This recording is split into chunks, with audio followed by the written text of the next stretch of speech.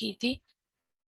मैं भूल जाऊं, मुझे याद करा दिया करे मीटिंग रिकॉर्ड करना। अच्छा, ठीक हो गया। जो amazon का ऑनर है, his name is Jeff Bezos. ठीक है, Jeff Bezos, this is the man, this is the guy जिसने बेसिकली स्टार्ट किया था 1993 में अपने स्टोर को एज अ बुक स्टोर। और जेफ बेजोस जो है, when I was born, because मैं 1993 में पैदा हुई थी, तो उस वक्त इसने अपना बुक स्टोर बनाया था। और जो इसका बुक स्टोर था, वो इसने वक्त के साथ साथ जब देखा कि इंटरनेट की दुनिया है और आगे उस टाइम पे, तो of course it was just a start, he just looked inside the opportunity. और इसने जो है वो अपने स्टोर को डिजिटलाइज करना शुरू किया, और फिर बुक्स छोड़ के इसने बाकी सारी चीजों को with the passage of time build किया, और इतना जबरदस्त इंफ्रास्ट्रक्चर बनाया कि ये दुनिया की सबसे ज्यादा टॉप सेलिंग वेबसाइट या टॉप सेलिंग स्टोर ऐसे ही नहीं है। This is just actually years and years of effort by Jeff Bezos, and this is the guy behind Amazon. अब जेफ ने क्या सोच के इसका नाम amazon रखा होगा ये मुझे नहीं पता, लेकिन amazon एक दरिया का नाम है जो एक जनरल नाम है। अब amazon जो है वो एक बुक स्टोर था। amazon उसके बाद एक शॉपिंग स्टोर बना, उसके अंदर डिफरेंट चीजें कैटेगरीज ऐड होती चली गई। तो किसी को एतराज नहीं हुआ कि भाई amazon नाम है और तुम नीचे जो है वो क्या क्या कैटेगरीज ऐड कर रहे हो, जस्ट बिकॉज कि amazon एक जनरल नाम था, जस्ट एक रिवर का नाम था। अगर वो लिख देता amazon बुक स्टोर, और कल को वो amazon बुक स्टोर के नीचे बाकी चीजें सेल करना शुरू कर देता, तो लोग जरूर एतराज करते कि नाम बुक स्टोर है, लेकिन नीचे चीजें जो है वो हमें इलेक्ट्रॉनिक्स की भी मिल रही हैं, फूड की भी मिल रही हैं, और हमें जो है वो किचन यूटेंसिल्स भी मिल रहे हैं, हमें होम कैटेगरी की प्रोडक्ट्स भी मिल रही हैं। तो कहने का मकसद ये है कि जो नाम होता है वो एक जनरल नेम होना चाहिए, उसको स्पेसिफाइड कभी भी नहीं करना होता। Just giving you a thought of the day कि लेट्स सपोज जैसे इको डॉट है। अब इको डॉट एक जनरल नेम है, it could be echo with something hearing and dot is something like a dot. तो इको डॉट कुछ hearing से related item होती होगी। ठीक है, सो इस कैटेगरी के अंदर अगर वो सिर्फ और सिर्फ ये अलेक्सा, बेसिकली ये एक अमेजोन की ही प्रोडक्ट है अलेक्सा, जो कि आपको आइडिया होगा कि you just ask Alexa play something, and Alexa जो है वो किसी भी चीज के साथ अगर अटैच है, चार्ज है, तो वो आपकी चीज को जो है चला देता है। तो इसी तरह से your store name should be something which should be the general actually in name. अब मैं ये बात आपको सबसे पहले क्यों बता रही हूँ, क्योंकि जब आप अपना स्टोर बनाएंगे या आप किसी का भी स्टोर बनाएंगे, तो सबसे पहले आपने उसकी कंपनी फॉर्मेशन करानी है, अगर आप यूएसए में उसका स्टोर बना रहे हैं या यूके में बना रहे हैं। क्योंकि आप किसी भी मुल्क में अगर सेल करना चाहते हैं, तो उसकी पॉलिसी एक्चुअली ये कहती है कि आप बिजनेस करना चाहते हो तो आप बिजनेस रजिस्टर्ड होने चाहिए। जैसे पाकिस्तान में एनटीएन होता है, एक नंबर होता है जो बिजनेस को असाइन होता है, उस हिसाब से टैक्सेस वगैरह और बाकी चीजों के मामला देखे जाते हैं। सिमिलरली अगर आप यूएसए में बिजनेस कर रहे हो अपना, या किसी का करवाने लगे हो, तो हमें उसके लिए भी एक कंपनी फॉर्मेशन की जरूरत होगी। अगर आप यूएसए में कंपनी बनाते हो, बिजनेस बनाते हो, कंपनी बनाते हो, तो उसको एल एल सी कहते हैं। L L C means limited liability company. और अगर आप यूके के अंदर कहते हो कि मैंने बिजनेस करना है या मैंने अपनी कंपनी बनानी है, रजिस्टर करानी है, तो उसको कहते हैं एलटीडी। अब क्योंकि हमारा फोकस हमेशा यूएसए में होता है, हमने हमेशा यूएसए में काम करना होता है, इसकी वजह ये होती है कि USA is the biggest market of amazon। amazon का सबसे बड़ा शेयर यूएसए में जाता है। इसको ज्यादा सिंपल अल्फाज में अगर कहूँ, तो अगर कोई अमेरिका के अंदर $2 स्पेंड करता है, तो उसके अंदर से वो 1.2 से लेकर $1.5 amazon पे स्पेंड कर रहा होता है। इतनी अच्छी क्रेडिबिलिटी है amazon की, प्लस amazon इतनी ज्यादा कैटेगरीज में प्रोडक्ट दे रहा है। फॉर एग्जांपल, जब आपके सामने ये पेज ओपन हो जाएगा और आप amazon, ये जो लोगो लिखा हुआ है इसका, इसके नीचे ऑल पे क्लिक करेंगे, और ऑल पे क्लिक करने के बाद आपको ये सारी नीचे कैटेगरीज नजर आएंगी। शॉप बाय डिपार्टमेंट में अगर आप आ जाओ, तो ये आपको सारी क्लॉथिंग, शूज, ज्वेलरी, उसकी भी आगे सब कैटेगरीज है। So this is the wide range जो कि अमेजोन प्रोवाइड कर रहा है अपने कस्टमर्स को, जिसकी वजह से लोगों ने अमेजोन फ्रेश पे जाके कुछ बाय करना है, fruit vegetable, with in few hours Amazon provide कर देता है।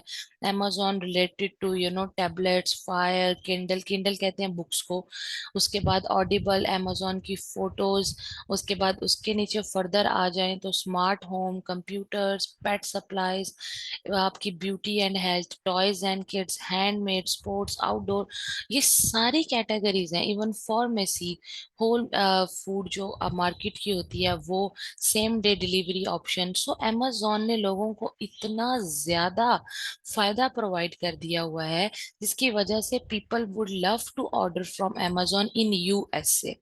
सो हमारी रिकमेंडेशन यही होती है क्लाइंट को कि आपने यूएसए मार्केट में काम करना है, चाहे आप पाकिस्तान में रहते हो, चाहे आप यूएई में हो, चाहे आप दुनिया के किसी भी कोने में बैठे हुए हो। आपकी प्रेफरेंस ये होनी चाहिए कि I want to sell in USA market, and for that we will definitely go for a LLC, जो कि रजिस्टर करानी पड़ती है और उसका पूरा प्रोसेस एक अकाउंटेंट परफॉर्म करता है। ये वीए नहीं करता, क्योंकि ये अकाउंटेंट की फील्ड है, वो इन सब चीजों को बेहतर तरीके से देख सकता है। अब अकाउंटेंट को जब आप कहते हैं कि मेरी कंपनी बना दो, या उस कंपनी को बनाने के बाद उसने ही आपका सेलर सेंट्रल अकाउंट बनाना होता है, जो मैंने आपको कल दिखाया था। ये सेलर सेंट्रल अकाउंट भी आपका आपका अकाउंटेंट ही आपको बना के देता है। वो एक पैकेज आपको दे देता है कि भाई ये देखो $500 से $800 है, इसके बीच में आप डिसाइड कर लो। और उस पैकेज में वो आपको ये सेलर सेंट्रल भी बना के देता है, और आपकी कंपनी वगैरह बनेगी तो ही सेलर सेंट्रल बनता है। अब आपने उसको नाम देना है। लोगों का सबसे बड़ा प्रॉब्लम ये होता है कि जैसे ही कंपनी फॉर्मेशन का वो सोचते हैं या अमेजोन पे काम करने का, तो वो स्टोर का नाम उनके जहन में नहीं होता। तो सबसे पहला जो स्टेप होता है, कंपनी फॉर्मेशन कराना होता है, और उससे भी पहले आपने ये सोचना होता है कि मैं स्टोर का नाम क्या रखूंगा। Let me give you an example. आप एक प्रोडक्ट सर्च करते हैं जैसे नेक मसाजर। अब नेक मसाजर जो है, ठीक है, इसको आपने ओपन किया and you have a list in front of you. ठीक है, आपने ओपन किया और आपने देखा मैं कौन सा नेक मसाजर बाय करना चाहता हूँ। आपने एक ये ओपन कर लिया, ठीक है, आपने नेक्स्ट ओपन कर लिया, उससे अगला ओपन कर लिया। अब यहाँ पर आप देखें तो ये आपके, इसे कहते हैं टाइटल। ठीक है, प्रोडक्ट का जो नाम होता है ना, उसको हमारी जुबान में, वर्चुअल असिस्टेंट की जुबान में, या अमेजोन की जुबान में इसको टाइटल कहा जाता है।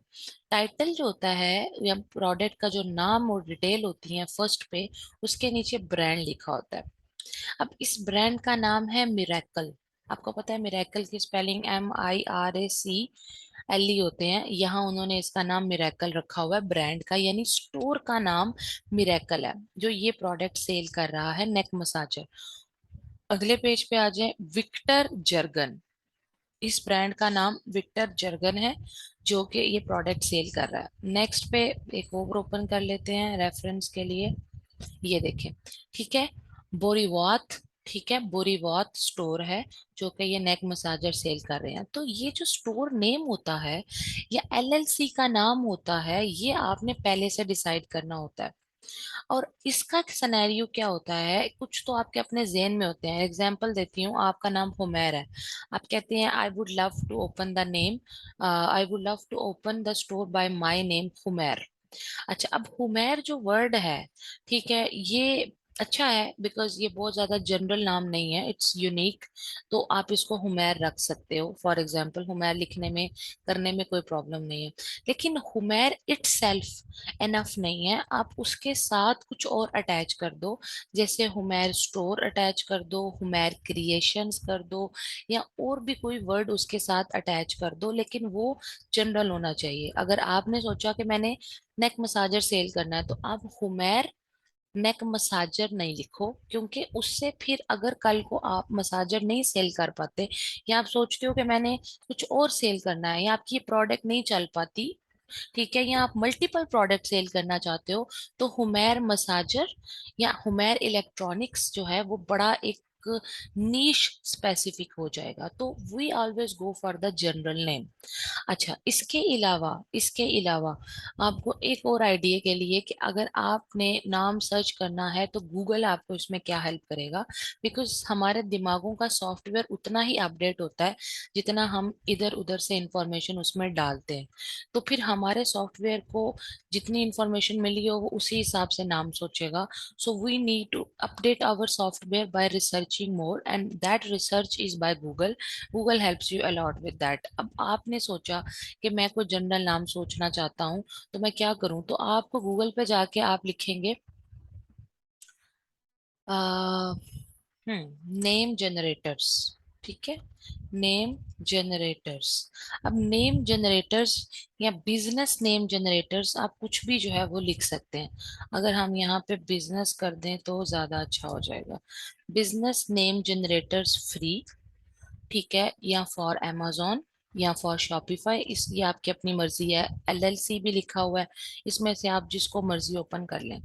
यहाँ पर आपको डिफरेंट वेबसाइट्स मिल जाएंगी, जैसे गो डैडी है, ठीक है, गो डैडी के ऊपर भी आप नेम जनरेट कर सकते हैं। इसके बाद शॉपिफाई है, इसके ऊपर भी आइडियाज आपको मिल जाते हैं। इसके बाद ये business name generator dot com है, इसे भी आप ओपन कर सकते हैं। नेम लिक्स है, इसे भी ओपन कर सकते हैं। तो आप इनमें से किसी को भी ओपन करें और थोड़ा सा इसके ऊपर रिसर्च करें कि फॉर एग्जांपल मेरा जो है कोई भी वो पूछ रहा है, आपको कोई आइडिया दे दें कि आप कौन सी एजेंसी है, क्या जो आपका कीवर्ड है वो किस चीज के रिलेटेड है, तो आप कह दें इलेक्ट्रॉनिक्स, लेट्स से। ठीक है, इलेक्ट्रॉनिक्स, ठीक हो गया। आपने आगे गेट स्टार्टेड लिखा तो वो आपको आइडिया देना शुरू कर देगा कि power electronics, key electronics, tech electronics, digital electronics, उसने आपके कीवर्ड से रिलेटेड काफी ज्यादा आपको चीजें देनी शुरू कर दी। तो ये थोड़ा सा एक टाइम टेकिंग पार्ट होता है।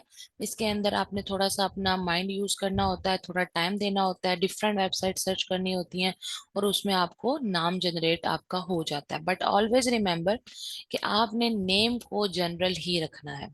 ठीक हो गया? इतनी बात समझ आ गई? जी जी हाँ।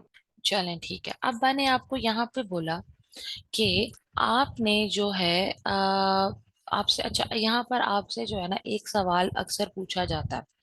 अक्सर सवाल जो पूछा जाता है ना वो ये होता है कि हुमैर, अच्छा आप मुझे कहते हैं कि मैं आपका बिजनेस रन कर देता हूँ, ठीक है, एज अ वीए। तो मेरा सबसे पहले सवाल आपको यही होगा कि हुमैर मुझे ये बताएं, how long does the business take to get up and running. ठीक है, कि बिजनेस को स्टार्ट होने में और रनिंग में आने में कितना टाइम लगेगा, या मैं सादा अल्फाज में पूछूं तो मेरा बिजनेस मुझे कब पैसे देना शुरू करेगा।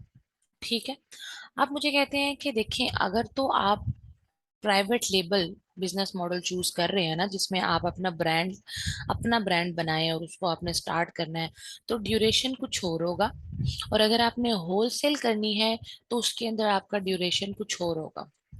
अगर आप बात कर रहे हैं कि आपने प्राइवेट लेबल करना है, ठीक है, अगर आपने प्राइवेट लेबल बिजनेस करना है, तो मैं आपको बताता हूं कि पहली बात यह है कि आपको अपनी एलएलसी बनवानी होगी। एलएलसी क्रिएशन, जिसमें डिफरेंट चीजें और आ जाती हैं, जैसे आपका बैंक बनेगा अमेरिका का, ऑफ कोर्स आपका फोन नंबर अमेरिका का होगा, आपकी फिजिकल एड्रेस अमेरिका का होगा, उसके बाद आपका सेलर सेंट्रल अकाउंट बनेगा। ये जो जितनी भी एबीसीडी चीजें होती हैं सारी रिक्वायरमेंट में आती हैं। अगर तो ये आपने बनवाना है तो इट टेक्स 45 वर्किंग डेज। ठीक है, ऑलमोस्ट 2 महीने। लेकिन 45 वर्किंग डेज का टाइम लेता है अकाउंटेंट, और वो आपको ये सारी की सारी चीजें बना के दे देता है। और उसके बाद आपने जब एलएलसी बना ली, सैलेंट सेंट्रल बनवा लिया, और अब आपने अपने स्टोर को यानी स्टार्ट कर दिया है, रनिंग में आ गया, आपकी प्रोडक्ट लग गई है और वो बिकना शुरू हो गई है, then it takes 3 to 4 months, कि आपका 3 से 4 महीने लगते हैं इस चीज में कि आपको आपकी पहली सेल आए। आई एम नॉट सेइंग कि 3 से 4 महीने बाद आप ब्रेक इवन पे आ जाएं। नो, 3 से 4 महीने बाद ब्रेक इवन पे नहीं आना। You know what is break even? Break even का मतलब होता है जब आपने जितना पैसा लगाया वो आपका जनरेट हो जाए। नहीं, हम ब्रेक इवन की बात नहीं कर रहे, हम ये कह रहे हैं 2 महीने एलएलसी के, और आगे 3 से 4 महीने आपके बिजनेस को रनिंग में आने में लगेंगे कि आपकी पहली सेल आनी शुरू हो जाए आफ्टर 3 मंथ्स, आफ्टर 4 मंथ्स। तो ये टोटल कितना टाइम हो गया हुमैर? अगर आप किसी को ये बताओ इस तरीके से तो तकरीबन कितने महीने लगते हैं? 6 महीने। तकरीबन 5 से 6 महीने। ठीक है। आपने ये क्लाइंट को टाइम उसका बताना है ताकि उसको पता हो कि वो ये ना सोचे कि मैंने आज स्टोर बनाया है, अल्हम्दुलिल्लाह तो मेरा कल ही काम आना शुरू हो जाएगा। ठीक है। In case of private label. अच्छा, होलसेल में कितना टाइम लगेगा वो मैं आपको जब होलसेल स्टार्ट करेंगे तो तब बताऊंगी। ठीक हो गया। ये दो चीजें थी जो सबसे ज्यादा इंपॉर्टेंट थी, and that was store name, and then the time required for your business to be in running. मैं ये नहीं कहती इससे पहले सेल्स नहीं आएंगी, सेल्स आना शुरू हो जाती हैं, लेकिन क्लाइंट के माइंड में जो टाइम ड्यूरेशन होता है ना, वो थोड़ा सा हमें इतना एक्सपेंड करना होता है कि वो पैनिक में ना आ जाए। तो इसलिए उसको आप पहले से ही इतना टाइम सिनेरियो बता दें। अच्छा, अब आ जाते हैं हम one of the very big step of the Amazon private label business, and that is the product कि आपने बेचना क्या है। अब Amazon में तो मैंने आपको ढेर सारी कैटेगरीज दिखा दी हैं। अब आप मुझे कहेंगे कि अच्छा, व्हाट शुड आई सेल? मैं क्या चीज बेचूं कि मुझे प्रॉफिट हो, या मैं क्या चीज बेचूं कि मेरे क्लाइंट को प्रॉफिट हो? How would I know what to sell? तो इस चीज के लिए आपके पास कुछ स्टैंडर्ड्स होने चाहिए। ठीक है। हम अपने जिंदगियों में हमेशा कोई ना कोई स्टैंडर्ड रखते हैं, उसी बिहाफ पे हम आगे जिंदगी में बढ़ते हैं। लेट सपोज कि आपकी जिंदगी का स्टैंडर्ड टोयोटा करोला है कि भाई मैंने ये अचीव करना है, एग्जाम्पल। ठीक है। तो आप अपनी सारी जिंदगी और अपनी सारी जिंदगी में अपने डेली रूटीन और अपना हर काम टोयोटा करोला के लेवल के हिसाब से ही करेंगे, उतनी ही एफर्ट पुट करेंगे जिससे आपका टोयोटा करोला आ जाए। लेट से आपके जेहन में फरारी है एज अ लग्जरी आइटम, कि मेरे पास बाकी गाड़ियां और चीजें हों but I want to have Ferrari. तो आपकी लाइफ की एफर्ट्स और आपकी लाइफ के डेली स्टेप्स और आपकी लाइफ की हर डायरेक्शन आपको लीड करेगी कि आपने फरारी लेनी है, लिहाजा ये स्टेप्स हैं। अगर मैं गाड़ियों से हट के आ जाऊं, तो लेट्स से कि आपकी हेल्थ का टारगेट हो कि जी मैंने अपने आइडियल वेट पे रहना है, मतलब किसी का आइडियल वेट जो है 50 किलो है, किसी का 60 किलो है।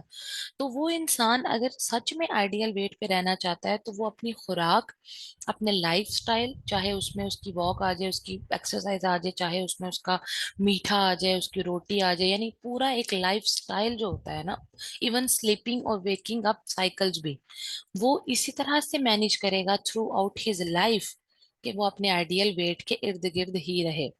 तो वो जो स्टैंडर्ड्स होते हैं ना कि मेरा वजन इतना होना चाहिए, या मेरी जो पास जो कार है जो मैं लेना चाहता हूँ, या मेरे पास जो घर है, या मेरा बैंक बैलेंस है, कुछ भी जो हो सकता है, वो इंसान अपने इर्द गिर्द के माहौल से और या कुछ रिसर्च करके परसीव करता है, और फिर उस स्टैंडर्ड के मुताबिक अपनी लाइफ की एफर्ट पुट करना शुरू करता है। मैं राइट? इसी तरह अगर आपका amazon के ऊपर टारगेट है कि जी मैंने अपनी amazon के ऊपर सेल्स को इतना करना है कि मैं amazon के टॉप लिस्ट में आ जाऊं, या मेरी सेल्स अच्छी हो कि मेरा 40% मुझे पर सेल बच रहा हो, और या मेरा जो एक बजट है वो इतनी रेंज में है, तो उसी हिसाब से आपने प्रोडक्ट भी वैसी ही डिसाइड करनी है। देखिए, अगर तो आप अमेरिका में रहते हो, आप कोई फैक्ट्री ऑनर हो, तो फिर तो आप जो मर्जी सेल करते रहें, या अगर आपका वहां पे कोई बिजनेस हो जिसमें आप कुछ प्रोडक्शन कर रहे हैं, तो आप जो मर्जी सेल करते रहें, it's okay, because you have that production in your hands. तो आप मोनोपोली खेल सकते हैं, आप प्राइस को कम ज्यादा कर सकते हैं, आप जो चाहें बेच सकते हैं, बिकॉज गेम आपके हाथ में है। लेकिन जब आप किसी दूसरे मुल्क से कुछ चीज बनवाते हैं, क्योंकि हम लोग फैक्ट्री ऑनर्स नहीं होते हैं, पहली बात। हमें माल, अगर हमने प्राइवेट लेबल करना है, तो हमें जो माल है, इन्वेंट्री है, प्रोडक्ट है, वो हमें चाइना से बनवाना पड़ता है, क्योंकि वहां से सस्ती बनती है पूरी दुनिया में सबसे ज्यादा। दूसरी बात, हमारे पास एक बजट होता है। प्राइवेट लेबल का जो मिनिमम बजट होता है, मिनिमम वो $25,000 होता है। $25,000 आपको चाहिए होते हैं प्राइवेट लेबल को करने के लिए। इससे कम में भी हो जाता है, $13,000 से भी हो जाता है स्टार्ट, वो प्रॉब्लम नहीं है। लेकिन अगर आप एक सक्सेसफुल, एक हेल्दी और एक लॉन्ग टर्म बिजनेस को सोच रहे हैं, तो you need to invest as minimum as 25,000, as maximum as 40 या 50, या जितने भी $1,000 आप लगा दें, वो तो जितना गुड़ उतना मीठा हो जाएगा। तो $25,000 जो है उसमें भी आप एक प्रोडक्ट लॉन्च कर सकते हैं। ये ऐसे नहीं है कि आपने कहा कि मैं $25,000 लगा दूं और मैं 4 5 6 प्रोडक्ट्स जो है वो अमेजोन पे डाल दूं, नहीं। कहने का मकसद ये है कि अमेजोन के ऊपर बिजनेस करने के लिए आपने बड़े बड़े जायंट्स के अंदर बैठना होता है, जो कई कई सालों से भी होते हैं, तो उनके साथ आपको बड़ी टफ गेम खेलनी पड़ती है। तो उस टफ गेम को उस बजट में रहते हुए करने के लिए आपको कुछ स्टैंडर्ड्स होते हैं, कुछ पॉइंटर्स होते हैं जो आपने अपने जहन में रखने हैं कि देखो भाई, इस प्राइस से ज्यादा बेचूंगा तो भी फायदे में नहीं हूँ, इससे कम में बेचूंगा तो भी फायदे में नहीं हूँ, प्रोडक्ट को ज्यादा बड़े साइज की बेचूंगा तो भी नुकसान में हूँ, कम साइज में बेचूंगा तो भी नुकसान में हूँ। ये सारे कुछ पॉइंटर्स हैं जो मैं आपको वन बाय वन बताऊंगी कि हुमैर ये जहन में रखने हैं। क्यों? क्योंकि अगर आप ये जहन में नहीं रखोगे तो आपको लॉस होगा ही होगा, और आप यकीन माने कि लोग सच में अपने 13 13 14 14 हजार डॉलर्स डूबा के बैठ जाते हैं, जस्ट बिकॉज कि वो प्रोडक्ट गलत चूज करते हैं और उन्हें कोई अक्ल देने वाला नहीं होता। मेरे एक क्लाइंट हैं, वो दुबई से हैं, और बड़ा बड़ा बंदा है वो, और पाकिस्तान ही है, लेकिन वो वहां पे मतलब बड़े अच्छे लेवल पे काम कर रहा है। तो उसने अपना $18,000 जाया किया था, क्योंकि उसने यूए की, पहली बात तो उसने यूएई मार्केट में काम शुरू किया, जो कि एक बहुत छोटी मार्केट है। और दूसरा उसने ये किया कि उसने जो प्रोडक्ट्स थी वो इतनी बुरी चूज की उसके वीए ने उसके लिए, कि वो सारी लॉस में गई थी, सारी की सारी लॉस में गई थी। उससे एक सिवाय कुछ पैसों के उस बंदे को कोई फायदा नहीं हुआ था। तो कहने का मकसद ये है कि आपने अपने लिए और अपने क्लाइंट के लिए प्रोडक्ट पॉइंटर्स को बहुत ज्यादा ध्यान में रखना है। Are you getting my point? Hmm. ठीक है। अब पहला स्टेप ये होता है कि आपने जब amazon पे अपना अकाउंट बना लिया, साइन इन कर लिया, उसके बाद आपने सबसे पहले इस बॉक्स के साथ एड्रेस लिखा होता है। ठीक है, इसे कहते हैं शिपिंग एड्रेस, कि आप अपनी प्रोडक्ट कहाँ पे मंगवाना चाहते हो। अब यहाँ नेचुरली, जनरली आपका पाकिस्तान लिखा आ रहा होगा, क्योंकि आपने पाकिस्तान से साइन इन किया है। आपने सिंपली इसको क्लिक करना है। क्लिक करने के बाद यहाँ जहाँ अप्लाई लिखा हुआ है, इससे पहले आपने 1001, जो कि अमेरिका का, की न्यूयॉर्क स्टेट का जिप कोड है, वो आपने डाल दिया, अप्लाई कर दिया और डन कर दिया। तो आपको नजर आएगा कि यहाँ डिलीवर्ड टू न्यूयॉर्क लिखा हुआ आ रहा है। अब लोग ये पूछते हैं कि हमने क्यों न्यूयॉर्क लिखा। तो भाई, हमने न्यूयॉर्क इसलिए लिखा क्योंकि आपका ये जो सामने आपके अकाउंट ओपन हुआ हुआ है, इस पे अब वो प्रोडक्ट्स आएंगी जो न्यूयॉर्क या यूएसए के लोगों की जरूरत है। मार्केट एनालिसिस हमेशा करनी पड़ती है। अगर आपके सामने ओपन ही पाकिस्तानी अकाउंट हुआ हुआ है, बायर अकाउंट, तो वो आपको चीजें प्रोवाइड करेगा जो पाकिस्तानी लोगों को चाहिए होती हैं या पाकिस्तानी लोग मंगवाते हैं। एल्गोरिदम है ना, हम जिस तरह से चीजें अमेजोन को या किसी भी सिस्टम को देते हैं, वो हमें वही चीजें दिखाना शुरू कर देता है। तो हम चाहते हैं कि हमें यूएस मार्केट, वहाँ के रेट्स और वहाँ की चीजों का अंदाजा हो। इस वजह से हम लोग हमेशा याद रखना है कि गलती से भी यहाँ पाकिस्तान लिखा हुआ ना हो। It should always be New York, या आप कोई भी दूसरी स्टेट जैसे मिशिगन है, फ्लोरिडा है, टेक्सास है, और मैटाच्यूसेट्स है, कोई भी और स्टेट ऐड कर सकते हैं। न्यूयॉर्क थोड़ा सा ये है कि एडवांस स्टेट है, वहाँ पे लोग थोड़े रिच हैं, अमीर हैं, इस वजह से वहाँ की आप अगर ऐड करते हो तो आपको अच्छा रिजल्ट शो हो जाता है। ठीक हो गया।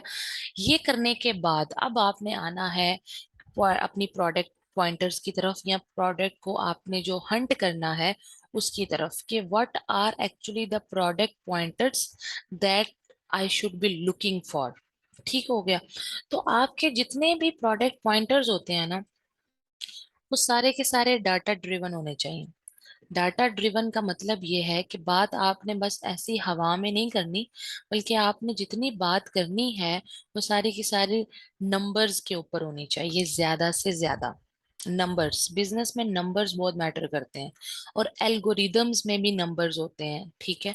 तो numbers are very important part. इसी वजह से डाटा ड्रिवन अगर आपका प्रोडक्ट पॉइंटर्स होंगे तो it will be very helpful for you, ठीक है।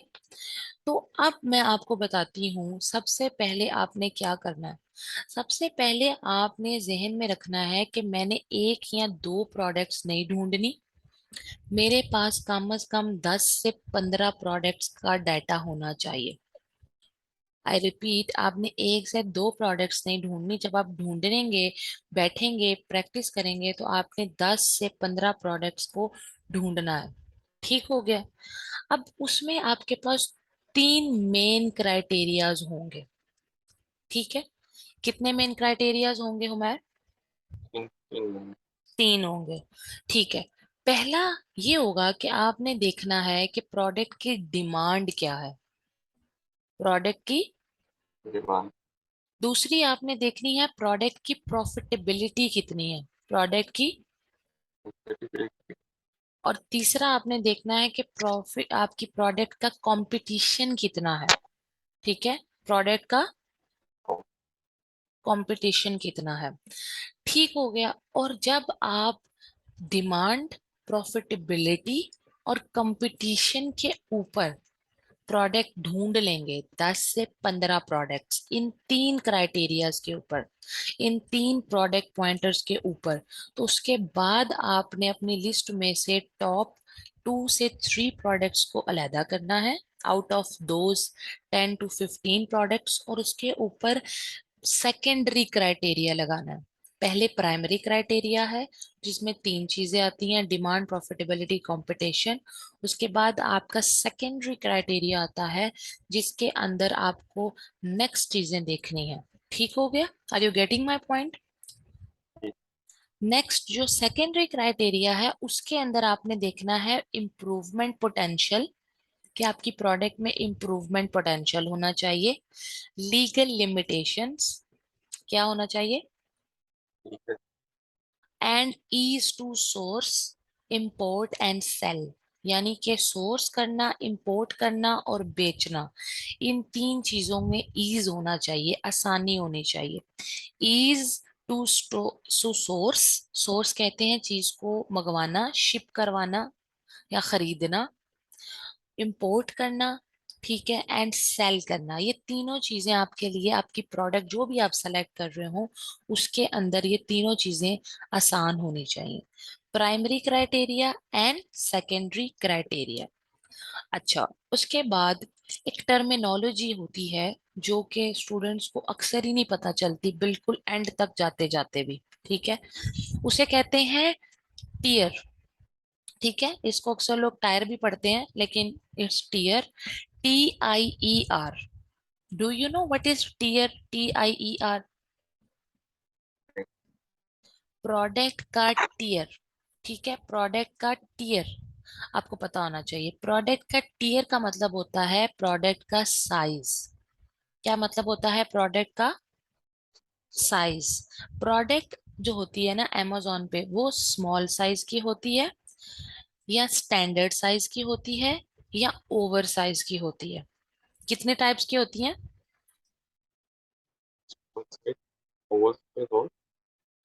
Small, standard and over size.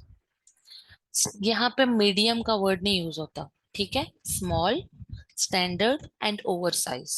ठीक हो गया? कितनी होती हैं? Very good. अच्छा, तो आपने हमेशा अपनी प्रोडक्ट को स्मॉल या स्टैंडर्ड साइज में ढूंढना है। ओवर साइज प्रोडक्ट आपने बाय नहीं करनी, ना ही बाय मींस के आपने ओवर साइज प्रोडक्ट सेल नहीं करनी एक्चुअली, बिकॉज उसकी क्या रीजन है वो मैं आपको आगे जाके बताऊंगी। अभी इतना ही याद रखिएगा कि प्रोडक्ट पॉइंटर्स में एक बहुत बड़ी बात होती है कि प्रोडक्ट का पहला पॉइंट आपको बता रही हूँ कि आपने प्रोडक्ट का साइज यानी प्रोडक्ट का टियर हमेशा देखना है कि जो भी प्रोडक्ट मैं सेल करने लगा हूँ वो स्मॉल है, वो स्टैंडर्ड है, या वो ओवर साइज है। अब आप मुझे पूछेंगे कि स्मॉल का साइज एक्चुअली क्या होता है, मतलब उसकी लेंथ कितनी होती है, उसकी विड्थ कितनी होती है, ठीक है, उसकी डायमेंशंस क्या होती हैं, या स्टैंडर्ड की क्या डायमेंशंस होती हैं, या ओवर साइज की क्या डायमेंशंस होती है, मुझे कैसे पता चलेगा कि ये प्रोडक्ट जो है स्मॉल है, स्टैंडर्ड है, या ओवर साइज है? एम आई राइट? जी। तो ये चीज आप सर्च करोगे, गूगल पे जाओगे और आप जाके लिखोगे कि amazon प्रोडक्ट टियर, ठीक हो गया, वो आगे आपको ऑप्शन दे देगा, और small, standard and over size, वो पूरा एक आर्टिकल ओपन होगा। उस आर्टिकल को आपने पढ़ना है और आपने मुझे भी बताना है कि मैडम स्मॉल का ये साइज होता है, स्टैंडर्ड के ये डायमेंशंस होते हैं, और ओवर साइज के ये डायमेंशंस होते हैं। ओके। अब मैं आपको एक और चीज बताती हूँ। ये देखें, ये आपके प्रोडक्ट पेज है। ये मैंने आपको बताया था, ये टाइटल होता है, टाइटल के नीचे ब्रांड नेम होता है, स्टोर नेम होता है। अच्छा, इसके नीचे आप स्क्रॉल डाउन करते जाओ तो लेफ्ट साइड पे आपको प्रोडक्ट डिटेल्स लिखा हुआ नजर आता है। इस प्रोडक्ट डिटेल के अंदर पैकेज की डायमेंशंस लिखी हुई हैं कि 4x2.3x2.2 इंचज का पैकेज है। पैकेज का मतलब है कि ये जो प्रोडक्ट है ना, ये स्विच, ये जब पैक होगी ना, ठीक है, तो वो जो जिस पैकिंग में आएगी ना, उस पैकिंग का जो साइज है, बॉक्स का जो साइज है, वो है जो नीचे लिखा हुआ है। लेकिन इसका ये इमेज अगर आप देखें तो आपको नजर आ रहा है, उन्होंने बताया है कि ये इतने इंचज का है, ये इतने इंचज का है। ठीक है, तो ये प्रोडक्ट का साइज है, और जो प्रोडक्ट इंफॉर्मेशन के अंदर दिया होता है ये पैकेज का साइज है। ठीक है, आपने जो रिसर्च करनी है प्रोडक्ट टियर की, वो पैकेज की डायमेंशंस नहीं होंगी, बल्कि वो प्रोडक्ट की डायमेंशंस और उसका स्टैंडर्ड होगा। आपको मेरी बात समझ आ रही है? तो वो कहाँ से मालूम है? सॉरी। वो प्रोडक्ट की साइज वगैरह कहाँ से मालूम मालूम चलेगी? उमर, आपकी आवाज बिल्कुल क्लियर नहीं है डियर। मैं कह रहा हूँ प्रोडक्ट की साइज वगैरह में मालूम करनी होगी तो वो कहाँ से मालूम होगी? आपने प्रोडक्ट की साइज मालूम करनी होगी तो वो कहाँ से मालूम होगी? दैट इज वेरी गुड, ये आपके सवाल का जवाब मैं आगे दूंगी। ठीक है, ठीक है। इसको आगे, इसका जवाब आगे आपको मिलेगा। अभी आपका पॉइंट सिर्फ इतना है कि आपने ये देखना है कि स्मॉल, स्टैंडर्ड, ओवर साइज जो प्रोडक्ट्स होती हैं वो बेसिकली उसकी डायमेंशंस क्या होती हैं। ठीक हो गया। ठीक है। अच्छा, उसके बाद एक और चीज होती है, that is called seller type. ठीक है, what does it mean by seller type? Seller type, कोई अक्सर आपसे ये बात पूछेगा, या फिर बाज औकात अमेजोन की सेलर सेंट्रल अकाउंट में ये बात पूछी जाती है कि सेलर टाइप क्या है। ठीक है, सेलर टाइप क्या है? टाइप तो क्या there are three seller types. One is Amazon, कि अमेजोन खुद बेच रहा है। ठीक है, दूसरी FBA, कि प्रोडक्ट को बेचा तो किसी सेलर के थ्रू जा रहा है, लेकिन उसको शिप जो है वो अमेजोन कर रहा है। और तीसरी होती है FBM, कि जिसमें सेलर खुद प्रोडक्ट को बेच भी रहा है और साथ में उसको शिप भी कर रहा है। ठीक हो गया। है? जी जी। अच्छा, अब इसमें मेरे कहने का जो मकसद है वो क्या है? मेरे कहने का मकसद ये है कि ये एक प्रोडक्ट है आपके सामने, इसको बेचने वाले का नाम है जी होम स्टोर। अब इसके साथ आपको ये बायर बॉक्स नजर आएगा, ये बाय बॉक्स होता है जिसके अंदर add to cart, buy now लिखा होता है। अगर आप इस बाय बॉक्स को थोड़ा सा स्टडी करो तो नीचे आपको नजर आएगा ship from Amazon sold by G home official. मतलब कि इसका जो सेलर है, ठीक है, या सेलर टाइप है, वो FBA है। FBA का मतलब है कि इसको बेचने वाला तो जी होम है, लेकिन इसको शिप करने वाला Amazon है। शिप करने का मतलब है इसकी प्रोडक्ट्स Amazon के वेयर हाउस में पड़ी हुई हैं, इसने ये प्रोडक्ट्स अपने घर में या अपने गोदाम में नहीं रखी हुई। जब भी ऑर्डर आता है तो Amazon इसकी प्रोडक्ट को अपने वेयर हाउस से उठाता है, उसको पिक करता है, पैक करता है और शिप कर देता है जो भी कोई कस्टमर ऑर्डर पुट करता है। ठीक है, दूसरी सिनेरियो के अंदर आता है amazon as a seller type, उसमें शिप फ्रॉम amazon होगा और सोल्ड बाय भी amazon ही होगा, कि बेच भी amazon रहा है, सेलर भी amazon है, और ऑफ कोर्स amazon ने अपनी इन्वेंट्री को अपने वेयर हाउस में रखा हुआ है। जब कोई ऑर्डर आता है, कोई कस्टमर ऑर्डर करता है, तो amazon उसको पिक पैक और शिप कर देता है। और तीसरी टाइप FBM होती है, fulfilment bye merchant. I repeat, fulfilment bye merchant, FBM। FBM में ये होता है कि यहाँ पर लिखा होगा sold by G home and ship from G home official, यानी सेलर ही बेच भी रहा है और सेलर ने प्रोडक्ट को अपने ही घर में या अपने ही गोदाम में रखा हुआ है। ऑर्डर आता है तो वो उसको अपने ही वेयर हाउस से उठाकर उसको पिक पैक और शिप करता है। Let me show you amazon warehouse, ठीक है, कि पिक्चर, ताकि आपको थोड़ा सा अंदाजा हो कि मैं क्या कहना चाह रही हूँ। amazon के जो वेयर हाउस हैं, ठीक है, उसमें अगर आपकी प्रोडक्ट पड़ी हुई है तो उसको कहते हैं FBA, यानी कि फुलफिलमेंट बाय मर्चेंट। उसमें सेल तो आप कर रहे हो या सेलर सेल कर रहा है, लेकिन उसको पिक पैक और शिप amazon करता है। ये देखें, आपको ये amazon का एक वेयर हाउस नजर आ रहा है। मिसाल के तौर पे ये जो पूरी रो है ना, कॉलम एक्चुअली, ये जो पूरा कॉलम है, सपोज करें ये हुमैर का है, ये कॉलम आयशा का है, ये कॉलम तैयबा का है, ये कॉलम असद का है।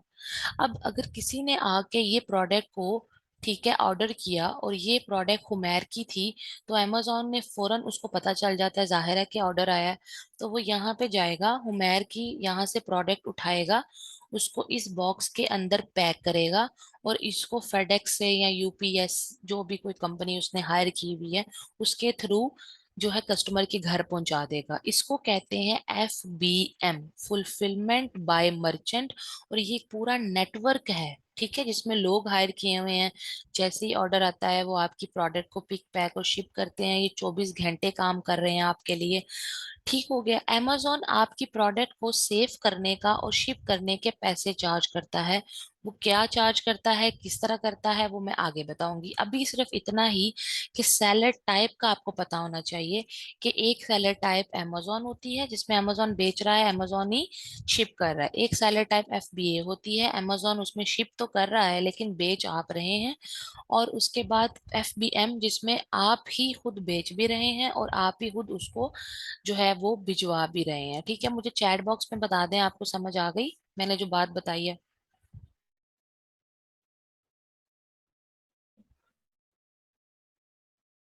चैट बॉक्स में मुझे बता दें आपको मेरी बात समझ आ गई, चलें ठीक है। ओके, आज के लिए भी बहुत ज्यादा इंफॉर्मेशन हो गई है, बिकॉज हम स्टार्ट कर रहे हैं तो हम स्लो स्लो चलेंगे। आपने मुझे कुछ छोटी छोटी सी चीजें करके देनी है, ठीक है। पहली चीज तो ये कि आपने कल की वीडियोस देख के जो नोट्स बनाए हैं, आपने मुझे उसकी पिक्चर भेजनी है, ताकि मैं देखूं कि आप काम कर भी रहे हैं साथ साथ या नहीं, और आप जो नोट्स बना रहे हैं वो किस तरह के बना रहे हैं। ठीक हो गया।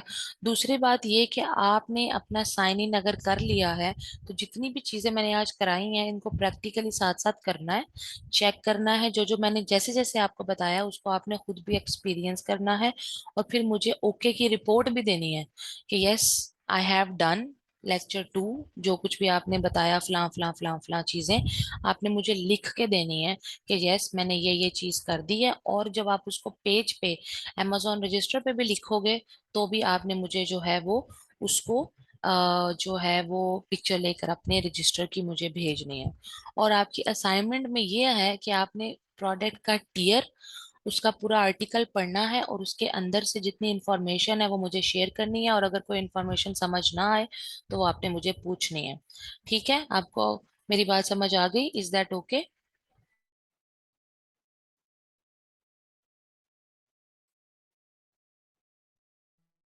ठीक है, okay, thank you so very much for your time. अगर आपको कोई भी क्वेश्चन या क्यूरी हो तो वो मुझे आप मैसेज कर सकते हैं। ठीक हो गया?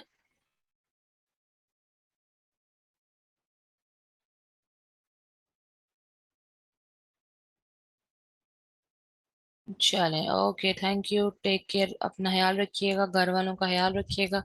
जुम्मा मुबारक हो, दरूद इब्राहिमी जरूर पढ़िएगा। और हम सबके लिए दुआ कीजिएगा। Okay, thank you, Allah Hafiz.